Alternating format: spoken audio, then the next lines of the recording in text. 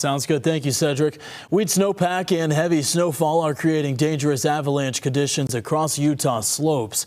Officials have issued an avalanche watch, but they believe they'll have to issue warnings later as more snow continues to come in.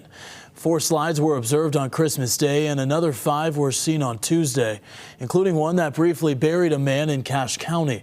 Officials are warning you to stay off steep slopes and check the avalanche forecast before heading out to the mountains.